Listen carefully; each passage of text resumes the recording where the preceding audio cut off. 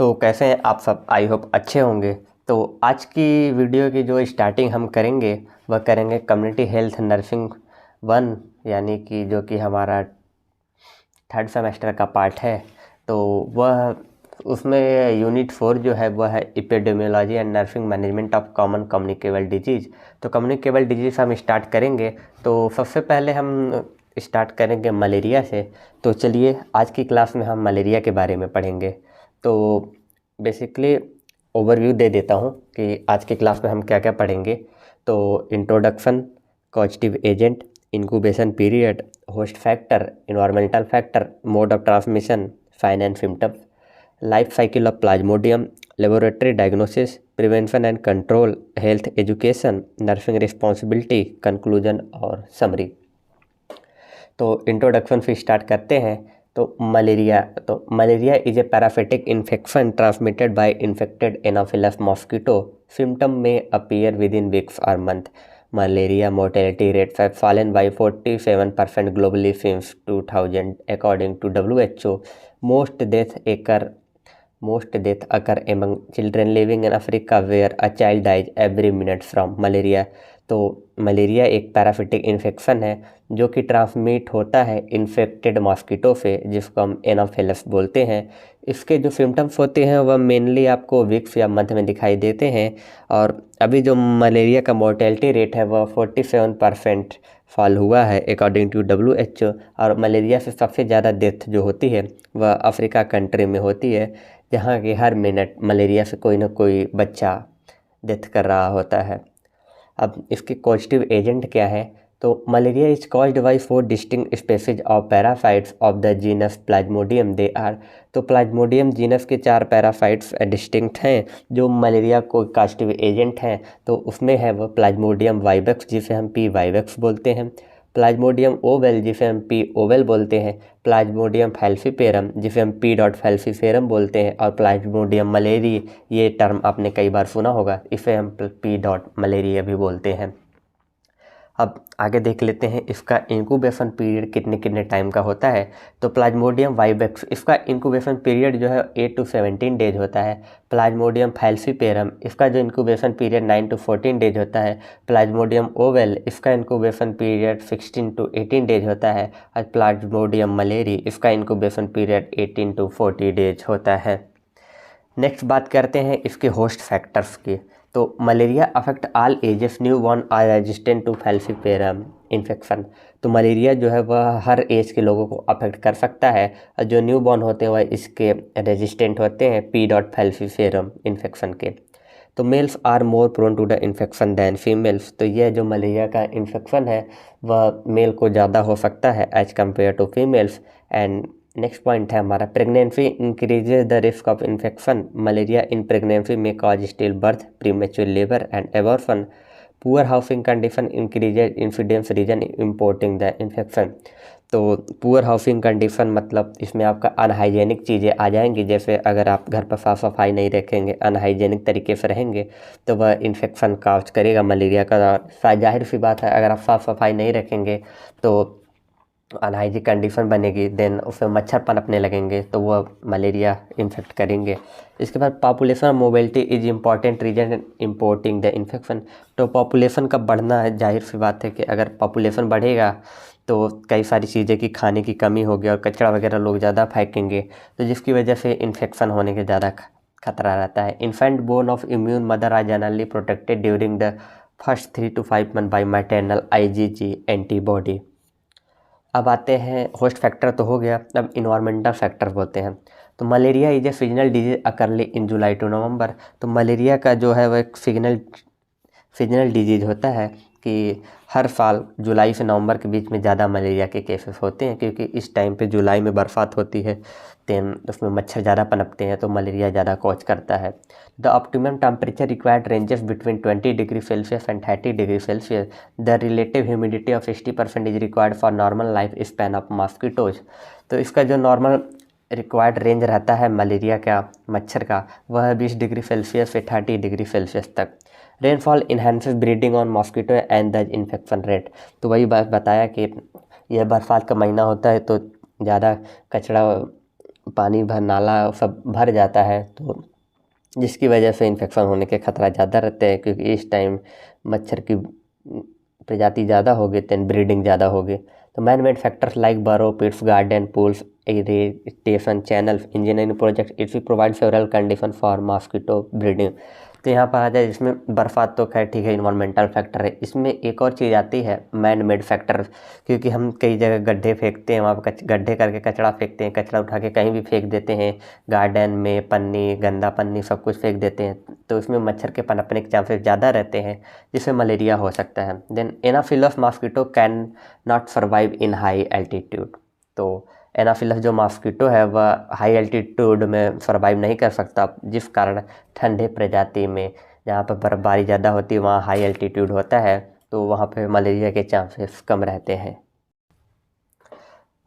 अब बात करते हैं मोड ऑफ ट्रांसमिशन की, ये ट्रांसमिट कैसे कैसे होता है। तो फर्स्ट है ट्रांसमिशन बाय वेक्टर। तो malaria is transmitted by the bite of infected female anopheles mosquito.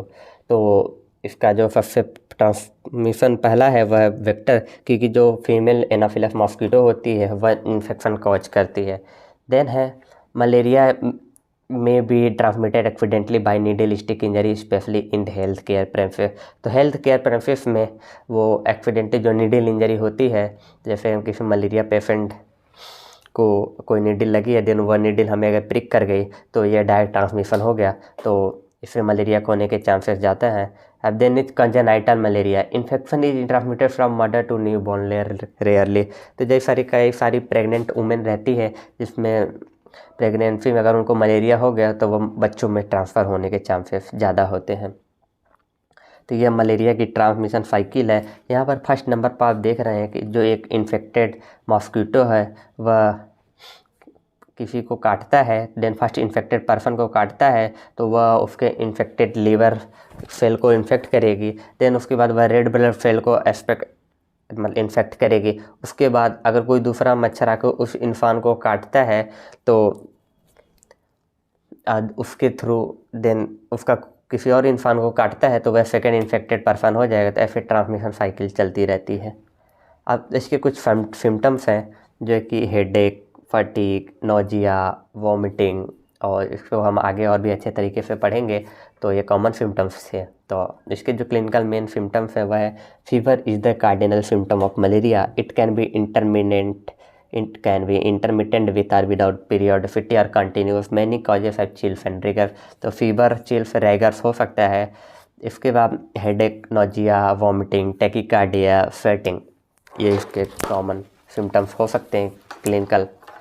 अब बात करते हैं, the typical attack comprises 3 distinct stage, cold stage, hot stage, sweating stage.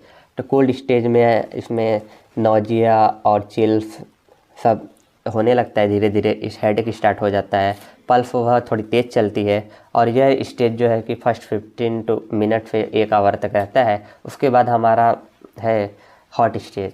Hot stage में पेशेंट को ज़्यादा गर्मी लगती है, उसकी स्किन सब कुछ हॉट लगती है, स्किन छूने से गर्म लगती है, और यह स्टेज 2 से 6 घंटे तक रहता है। उसके बाद स्वेटिंग स्टेज, तो जैसे कि फीवर उतरने लगता है, अगर स्वेटिंग होने लगती है तो टेम्परेचर ड्रॉप होने लगता है, और स्वेटिंग होगी तो और स्किन कोल्ड हो जाएगी। तो यह स्टेज 2 से 4 आवर्स तक रहता है।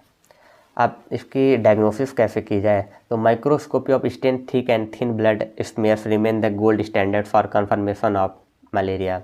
इसके कुछ सारे बेनिफिट हैं।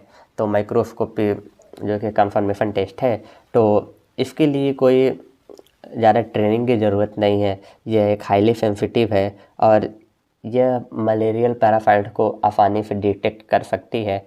उसके बाद it can quantify the parasite load, और it can differentiate the various species of malaria parasite at their different stages, और यह हर स्टेज को आराम से डिफरेंशिएट भी कर सकती है। उसके बाद आते हैं प्रिवेंशन एंड कंट्रोल। तो कम्युनिटी हेल्थ नर्सिंग का बेस्ट पार्ट है, तो क्योंकि प्रिवेंशन और कंट्रोल भी ज़रूरी है। तो लो रिस्क एरिया, तो preventive treatment comprises of a single dose of chloroquine phosphate 10 mg per kilogram body weight to all fever suspected malarial cases. तो क्लोरोक्विन फॉस्फेट 10 mg उसके जो इन्फेक्टेड पर्सन के बॉडी किलोग्राम के हिसाब से देंगे। उसके बाद हाई रिस्क एरिया में presumptive treatment is given to all suspective malarial case at sub centre level in high risk areas. तो यहाँ पर आप देख सकते हैं जैसा कि चार्ट में लगाया हुआ मैंने, क्लोरोक्विन बेस प्राइमाक्विन। तो क्लोरोक्विन बेस्ड डे 1 पे 10 mg per kilogram 600 mg adult के लिए है, and primaquine 0.75 mg per kilogram तो 45 mg एडल्ट के लिए है। ऐसे डे 2 में आपका आता है क्लोरोक्विन बेस जो 10 mg per kilogram and 600 mg adult, and chloroquine base day 3 में हम चलाते हैं जिसमें 5 mg per kilogram 300 mg adult. अब इसके बाद मॉस्किटो कंट्रोल मेजर्स, तो ये बहुत ज़रूरी पॉइंट है। तो इसमें है प्रिवेंटिव मेजर्स में anti larval measure, anti adult measure, anti larval measure. This include treating stagnant water with लार्विफाइट्स।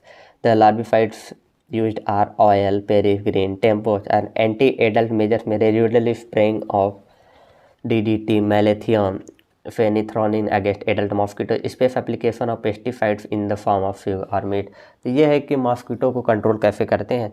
तो एंटी लार्वल मेजर्स में आप नाला के पानी को हम मतलब उसमें डिसइंफेक्टेंट करते हैं, और एंटी एडल्ट मेजर्स में जैसे स्प्रे वगैरह हो गया आपके यहाँ, जैसे गाड़ी में भर के आता है, धुआं उड़ाता है, तो उसमें जो सब बोलते हैं कि मच्छर भगाने की दवाई छिड़की जा रही, तो इस तरीके का वो होता है। एंड आपको सबसे अच्छे मॉस्किटो बाइट से बचना है, तो जिसके लिए आप प्रोटेक्टिव क्लॉथेस यूज कर सकते हैं, रेपेलेंट्स यूज कर सकते हैं, मॉस्किटो नेट यूज कर सकते हैं, कॉइल्स यूज कर सकते हैं, और स्क्रीनिंग कर सकते हैं होम की, जिससे कि मच्छर न पनपे। और आप मॉस्किटो नेट वगैरह अच्छे प्रॉपर लगाएंगे तो ये इसका प्रिवेंशन हो जाएगा। उसके बाद ब्रीडिंग साइट्स को कैसे रोका जाए मच्छर के, तो प्रॉपर ड्रेनेज सिस्टम रहना चाहिए, और अगर वह भर गया तो उसका ड्रेन पास होना चाहिए जिससे कि पानी की जगह इकट्ठा ना हो। वाटर लेवल मैनेजमेंट रहना चाहिए, और सॉल्ट कंटेंट ऑफ वाटर को चेंज करता रहना चाहिए, और जो कि जहाँ पानी इकट्ठा हो सके उन सब चीज़ों की साफ़ सफाई से रखनी चाहिए, जैसे कूलर हो गया और नाला वगैरह घर के आसपास के। और उसके बाद कम्युनिटी में हम जब जाते हैं तो हेल्थ एजुकेशन देते हैं पेशेंट को, तो उसमें हम क्या देंगे, community must be educated on cause, spread, prevention and management of malaria. Individual, group and mass educational approach have to be used to educate the community. तो हम वहाँ कम्युनिटी में सबसे पहले हमें बताना है कि मलेरिया क्या है, कैसे फैलता है, इसके क्या कारण है, कैसे फैलता है, इसके हम रोकथाम कैसे करें, और अगर मलेरिया हो गया है तो हम उसका मैनेजमेंट कैसे करें। और नर्सिंग रिस्पॉन्सिबिलिटीज़ की हैं कि जो भी पेशेंट आता है उसके वाइटल साइन प्रॉपर चेक करने हैं, और फीवर वगैरह चेक करना है, और उसको माइक्रोस्कोपी टेस्ट करानी है, और उसके साथ हमें अच्छे से बर्ताव करना है। Then thank you so much. अगली क्लास में हम किसी और टॉपिक कम्युनिकेबल डिजीज़ के बारे में बात करेंगे, तो ऐसे ही हम पूरा CHN अपना कवर करते चलेंगे। आई होप आपको ये समझ में आ रहा होगा। अगर कोई भी डाउट हो तो कमेंट बॉक्स में बता दीजिएगा। तो मिलते हैं आपसे नेक्स्ट वीडियो में। Thank you so much.